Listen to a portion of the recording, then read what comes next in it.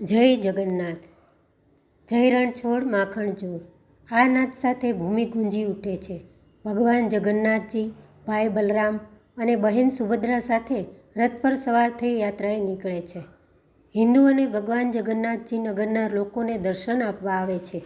એવી લોકવાયકા છે કે જે રથને ખેંચીને લાવે છે તેને મોક્ષ પ્રાપ્તિનું ફળ મળે છે। ભગવાન જગન્નાથપુરીની સંપૂર્ણ પૌરાણિક કથા સાંભળીશું કે ભગવાન જગન્નાથની મૂર્તિ અધૂરી કેમ છે, જગન્નાથ રથયાત્રામાં આટલી ભીડ કેમ હોય છે, જે 7 દિવસ કથા છે કે ત્યાંથી રથ આગળ નથી વધતો, એવી લોકવાયકા છે। જગન્નાથપુરીમાં ઘુમ્મટની પડછાઈ કેમ નથી પડતી, જગન્નાથપુરીમાં રસોઈ ભંડારનું શું રહસ્ય છે, પુરી મંદિરની ઉપર કેમ કોઈ પણ વાયુયાન નથી ઉડાવાતું કે કોઈ પણ પક્ષી પણ નથી ઉડતું, બેડી હનુમાન મંદિર અને જગન્નાથપુરીનો શો સંબંધ છે, જગન્નાથ મંદિર વાસ્તુકલા અને રહસ્યમય ઘટનાઓથી શ્રદ્ધાળુઓને આકર્ષિત કરે છે। આ મંદિરમાં જગન્નાથ, બલભદ્ર અને બહેન સુભદ્રાની પૂજા થાય છે। શું તમે જાણો છો આ મંદિરની ધજા વિરુદ્ધ દિશામાં જ કેમ લહેરાય છે? જે રીતે હવા ચાલતી હોય છે તેની વિરુદ્ધમાં જ ધ્વજ લહેરાતો હોય છે અને મંદિર પર શિખર ઉપર સુદર્શન ચક્ર રહેલું છે। જે તમે કોઈ પણ દિશામાં જુઓ તો તમને એવો આભાસ થાય છે કે તમારી સામે જ ચક્ર છે, તો તમને એવો આભાસ થાય છે। આ વાતો લઈને આપણને વિચાર થાય છે કે આ મંદિરમાં એવી કઈ દિવ્ય શક્તિ છે જેનાથી આ બધું ચમત્કાર થાય છે। હવે આપણે એ જાણીશું કે આ જગન્નાથપુરીનું નિર્માણ કઈ રીતે થયું। જ્યારે કલયુગની શરૂઆત થઈ ત્યાર પહેલાં શ્રી કૃષ્ણ ભગવાન જંગલમાં વિશ્રામ કરતા હતા। એક આદિવાસી કબીલાનો જરા નામનો પારધી હરણ જાણીને તીર ચલાવ્યું। તે તીર સીધું ભગવાન શ્રી કૃષ્ણના પગમાં લાગ્યું। જરા નામના પારધીએ ભગવાન શ્રી કૃષ્ણને બાણ માર્યું અને તેમની અવતાર લીલા પૂરી થઈ અને તેના શરીરનો અગ્નિ સંસ્કાર કર્યા હતા। પાંડવોએ અગ્નિ સંસ્કાર કર્યા। ભગવાન શ્રી કૃષ્ણનું આખું શરીર બળી ગયું પણ તેમનું હૃદય એમનું એમ જ ધડકતું રહ્યું। તેથી તેના હૃદયને અર્જુને અને યુધિષ્ઠિરે દરિયામાં પધરાવી દીધું અને તેનું હૃદય દરિયામાં પધરાવાથી એક નીલા રંગની મૂર્તિ બની ગઈ। આથી તે નીલ માધવ કહેવાયા। આ મૂર્તિ દ્વારિકાથી તરતી તરતી જગન્નાથપુરી સુધી પહોંચી। ત્યાં એક વિશ્વબાસુ નામના સરદારને મળી। તેણે મૂર્તિને એક ગુફામાં રાખી। જ્યારે તે મૂર્તિની જાણ ત્યાંના રાજા ઇન્દ્રદ્યુમ્નને થઈ તો તેણે પોતાના મંત્રી વિદ્યાપતિને મૂર્તિ લેવા માટે મોકલ્યો, જે તેનો સેનાપતિ હતો। વિદ્યાપતિને વિશ્વબાસુની પુત્રી સાથે પ્રેમ હતો એટલે તેણે લગ્ન કરી મૂર્તિને એકવાર જોવા માટે શરત મૂકી। આંખે પાટા બાંધીને તેને મૂર્તિ જોવા ગુફા સુધી લઈ ગયા। તેને જરા પણ જાણ ન થવા દીધી કે વિદ્યાપતિ હાથમાં રાઈના દાણા વેરતો વેરતો ચાલી રહ્યો હતો। વિદ્યાપતિએ એ મૂર્તિને જોઈ એટલે તે એટલો આનંદ પામ્યો અને ભક્તિમાં લીન થઈ ગયો અને તેને પછતાવો થયો કે તેણે નિર્દોષ આદિવાસીને દગો આપ્યો છે। પરંતુ થોડા જ સમયમાં રાજા ઇન્દ્રદ્યુમ્ને તે મૂર્તિ મેળવવા એક મોટી સેના લઈ રાઈના દાણા વેરાયેલા જોતાં જોતાં તે પહોંચી ગયો। પછી વિશ્વબાસુએ મૂર્તિ ન લઈ જવા ઘણું સમજાવ્યા છતાં રાજા ન માન્યું અને તે ગુફામાં પ્રવેશ્યો। મૂર્તિ શોધવા છતાં પણ ન મળી। ત્યારે રાજાને પછતાવો થયો। આદિવાસીની માફી માંગી રાજા પાછો મહેલમાં જતો રહ્યો। પણ તેને સૂતો હતો ત્યારે સપનામાં એક દિવ્ય ગેબી અવાજ સંભળાયો કે પુરીના દરિયા કિનારે જાય ત્યાં તેને શંખના નિશાનવાળો લાકડાનો ટુકડો મળશે। દરિયા કિનારે રાજા ગયો તો ભવિષ્યવાણી પ્રમાણે શંખના નિશાનવાળો લાકડાનો ટુકડો મળ્યો। તે ભગવાન શ્રી કૃષ્ણનું હૃદય હતું, જે લાકડાના ટુકડામાં પરિવર્તન થયેલું હતું। તે જ નીલમાધવની મૂર્તિ એટલે કે ભગવાન કૃષ્ણનું હૃદય હતું। ઘણા મૂર્તિકારોની મદદ લઈ ભગવાનની મૂર્તિ બનાવવાનો પ્રયત્ન કર્યો પણ મૂર્તિ તો શું એક થોડી ખરોચ પણ ન કરી શક્યા। પછી એક વૃદ્ધ વ્યક્તિ કે જેણે કહ્યું કે આ લાકડામાંથી હું મૂર્તિ બનાવું પણ અંદર કોઈ જ નહીં આવે। રાજા પણ સંમત થયા। હરરોજ ત્યાં મૂર્તિ બનાવવાનો અવાજ આવતો પણ એક દિવસ અવાજ બંધ થઈ ગયો। જે અવાજ રાજાની રાણી હરરોજ સાંભળતી તેણે જઈને રાજાને વાત કરી કે આજે અવાજ નથી આવતો, તો તે વૃદ્ધ બીમાર તો નથી પડ્યો ને? આ સાંભળી રાજાએ આવી તે રૂમનો દરવાજો ખોલી નાખ્યો અને શરત ચૂક થઈ. વૃદ્ધ વ્યક્તિ ક્યાંય દેખાયો નહીં. બલરામ, સુભદ્રા અને ભગવાન જગન્નાથજીની મૂર્તિ અધૂરી, જેની મોટી મોટી આંખો અને મંદ મંદ હાસ્ય વેરતી મૂર્તિઓ રૂમમાં દેખાઈ. રાજાએ કરેલી ભૂલનો પછતાવો થયો અને તેને વિચાર આવ્યો કે આ મૂર્તિકાર બીજું કોઈ નહીં પણ તે દેવના શિલ્પી વિશ્વકર્મા જ હતા. પછી નારદ મુનિ એક બ્રહ્મ રૂપમાં આવ્યા અને રાજાને કહ્યું, ભગવાન આ જ રૂપમાં પ્રગટ થવા માંગતા હતા. તમે જે ભૂલ કરી તે પણ એક ઈચ્છા ભગવાનની જ હતી. ત્યાર પછી રાજાએ આ અધૂરી મૂર્તિ મંદિરમાં સ્થાપિત કરી. આ હતી ભગવાનની લીલા. જે ભગવાનની ભક્તિમાં ડૂબી જાય તેને ભગવાનની કૃપા અપરંપાર થાય છે. જગન્નાથ મંદિરને લઈ ઘણી રહસ્યમય વાતો છે. આ મંદિરનો ધ્વજ જે બાજુ પવન હોય તેની સામે ધજા લહેરાતી હોય છે. તો વિચારીએ તો જે બાજુ પવન હોય તે બાજુ જ ધજા લહેરાવી જોઈએ ને. આ કારણ વૈજ્ઞાનિકો પણ જાણી શક્યા નથી. આ રહસ્ય પાછળ પૌરાણિક કથા છે કે ભગવાન જગન્નાથજી આરામ કરતા હોય છે ત્યારે સમુદ્રનો અવાજ ખૂબ જ આવતો હોય છે. આ વાતની હનુમાનજીને ખબર પડી ત્યારે હનુમાનજીએ સમુદ્રને કહ્યું, તમારા અવાજને રોકી લ્યો, કારણ કે મારા પ્રભુને અવાજથી આરામ થતો નથી. ત્યારે સમુદ્રે જવાબ આપ્યો, આ મારાથી શક્ય નથી. આ તો પવનના વેગથી અવાજ થાય છે, તો તમારે તમારા પિતાજીને વિનંતી કરવી પડે. પછી હનુમાનજીએ પિતા પવનદેવનું ધ્યાન ધર્યું અને પવનદેવને કહ્યું. ત્યારે પવનદેવે કહ્યું, આ સંભવ નથી. પણ પવનદેવે તેને એક ઉપાય બતાવ્યો. તે ઉપાય હનુમાનજીએ કર્યો. હનુમાનજી તેજ ગતિથી મંદિરની આસપાસ ચક્કર લગાવવા માંડ્યા કે તેનાથી વાયુનું એક ચક્ર બની ગયું. તેનાથી સમુદ્રનો અવાજ મંદિરમાં પહોંચતો જ નથી અને ભગવાન જગન્નાથજી આરામથી સૂતા રહે છે. આ કારણથી જ ધ્વજ ઉલટી દિશામાં લહેરાય છે. આ ધ્વજને રોજ બદલે છે. તેની એવી માન્યતા છે કે જો ન બદલવામાં આવે તો 18 સાલ જગન્નાથ મંદિર બંધ થઈ જાય છે. બીજું રહસ્ય એ છે કે મંદિરના શિખર ઉપર સુદર્શન ચક્ર રહેલું છે. 20 ફીટ ઊંચું છે અને તેનું વજન 150 કિલો છે. તેની ખાસ વાત એ છે કે તેને તમે કોઈ પણ દિશામાં જુઓ તો તમને તમારી સામે જ દેખાય છે. તે ચક્ર વાસ્તુકલાનો અદ્ભુત નમૂનો છે.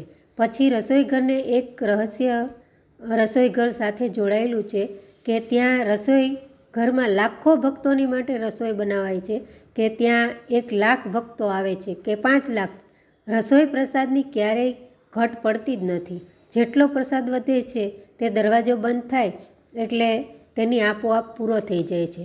તે પ્રસાદ 7 વાસણમાં બનાવાય છે.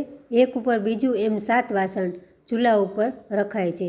7મા નંબરનો વાસણનો પહેલો પ્રસાદ બને છે. તેની બાદ 6ઠ્ઠો, 5મો, 4થો, 3જો, બીજો અને સૌથી નીચે રહેલા વાસણમાં સૌથી છેલ્લો પ્રસાદ પાકે છે. આ કારણ પણ વૈજ્ઞાનિકો સમજી શક્યા નથી. જગન્નાથજીની રથયાત્રા અષાઢી બીજના દિવસે નીકળે છે. પહેલાં બલરામ, બહેન સુભદ્રા અને છેલ્લે ભગવાન જગન્નાથજીનો રથ હોય છે.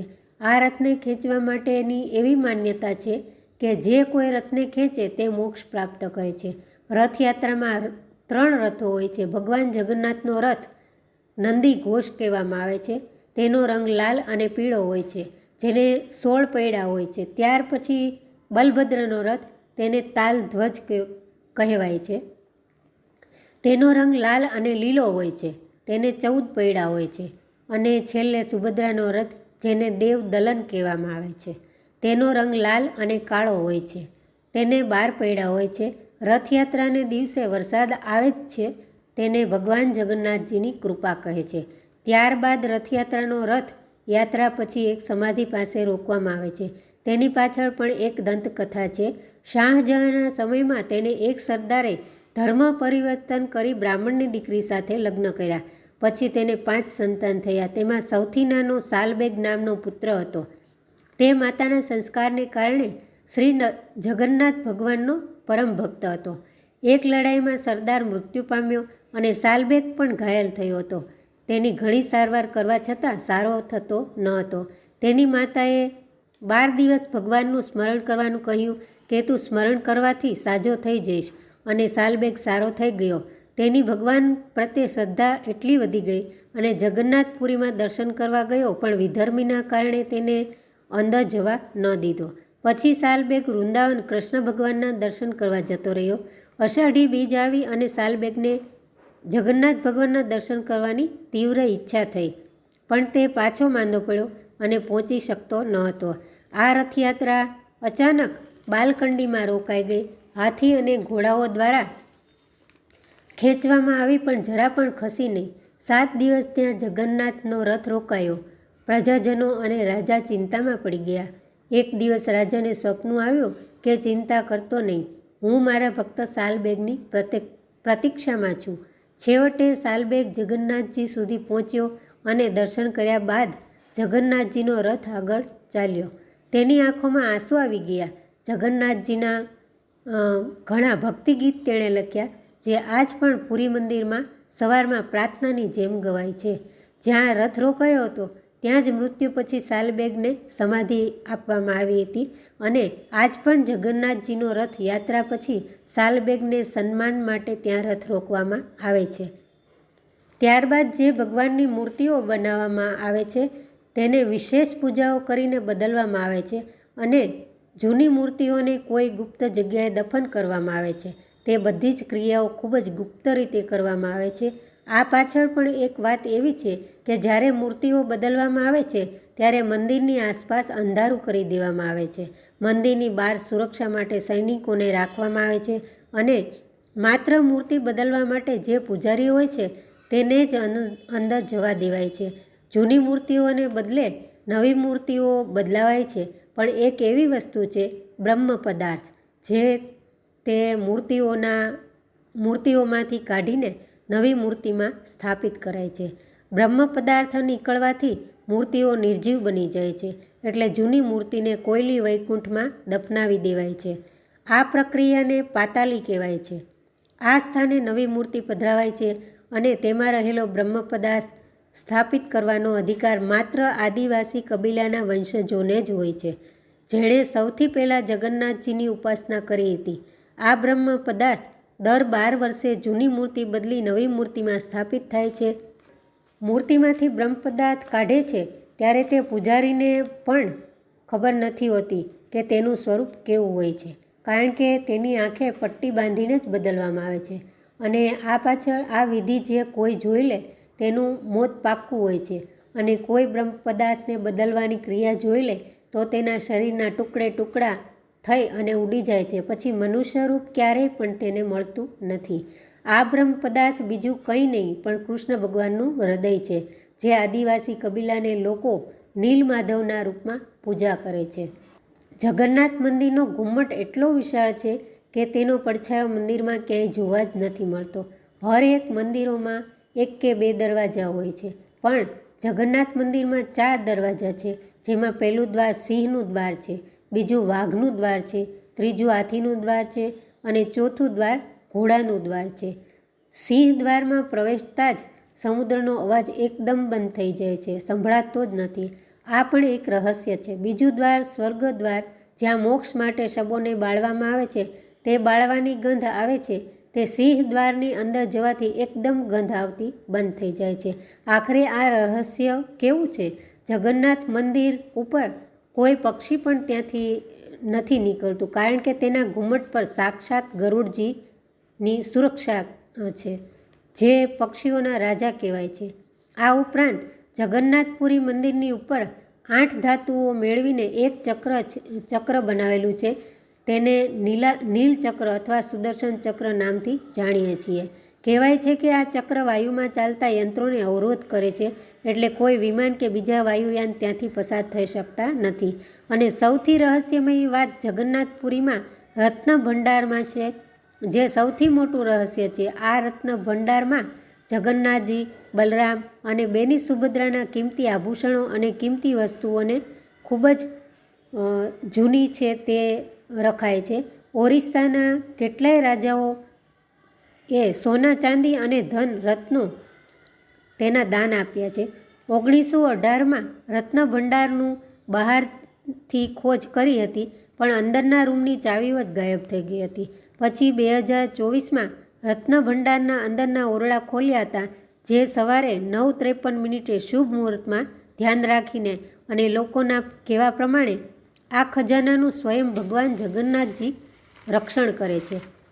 અંદરના ઓરડામાં તપાસ કરી હતી ત્યારે જે આભૂષણ મળ્યા તે 12મી શતાબ્દીના હતા, જેમાં 74 સોનાના આભૂષણ છે, જે દરેક આભૂષણનું વજન 100 તોલાથી વધારે છે. મૂંગા અને મોતી પણ જોવા મળ્યા હતા. 140થી વધારે ચાંદીના આભૂષણો હતા. અને હવે રહસ્ય એ છે કે જે પણ ભક્તો જગન્નાથપુરી જાય છે તેને યમદ્વાર વિશે જાણવું જરૂરી છે. જગન્નાથપુરીને ધરતી પરનું વૈકુંઠ માનવામાં આવે છે, જેના દર્શન કરવાથી ભક્તોના પાપ મુક્ત બની જાય છે. એક પૌરાણિક કથા છે, જગન્નાથપુરીમાં દર્શન કરીને સૌ ભક્તો પાપ મુક્ત થવા લાગ્યા. ત્યારે યમરાજ ચિંતામાં પડ્યા. સૌ લોકો વૈકુંઠમાં જઈ રહ્યા હતા અને યમલોક તો ખાલી થઈ જશે તેવું યમરાજને લાગ્યું. ત્યારે જગન્નાથજીએ યમરાજને ત્રીજી નિસરણી આપી. જ્યારે ભક્તો દર્શન કરીને પાછા આવે અને આ ત્રીજી નિસરણી પર પગ પડશે તો પુણ્ય તેનું ખત્મ થઈ જશે અને મારા દર્શનનું ફળ નહીં મળે અને વૈકુંઠને બદલે યમલોક જશે. જગન્નાથપુરીમાં 22 નિસરણી છે. તેમાં ત્રીજી સીડીનું ધ્યાન રાખવું જરૂરી છે, કારણ કે તમારા પુણ્ય નષ્ટ થઈ જાય છે.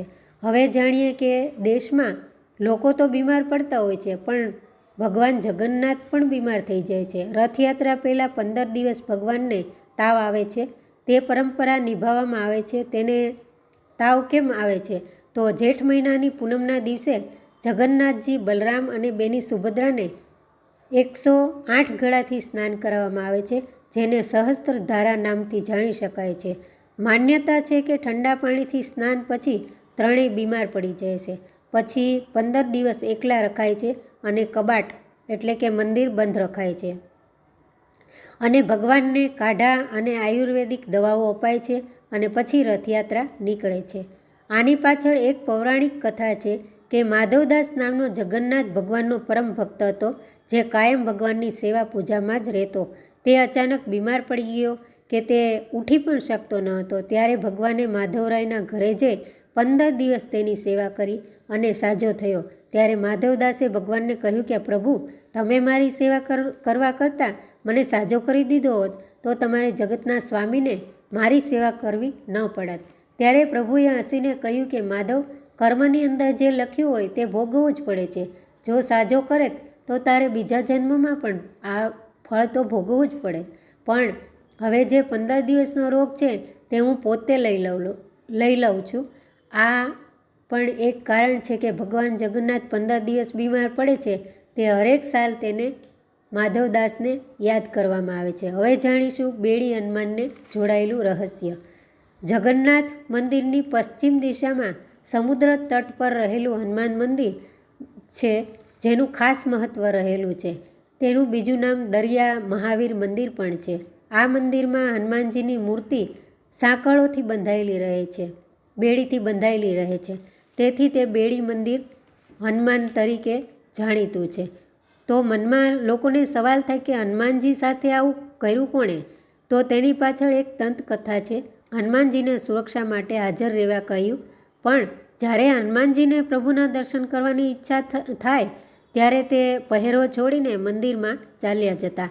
આ મોકો જોઈને સમુદ્ર પણ તેની પાછળ નગરમાં આવી અને નગરને ઘણું જ ઘડી નુકસાન થઈ જતું.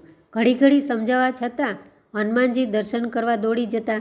ભગવાનને કોઈ ઉપાય ન સૂઝ્યો ત્યારે તેણે નક્કી કર્યું અને સમુદ્ર તટે જ હનુમાનજીને બેડીથી બાંધી દીધા અને કહ્યું, હવે તમે અહીંયા જ રહી સમુદ્રથી રક્ષા કરો.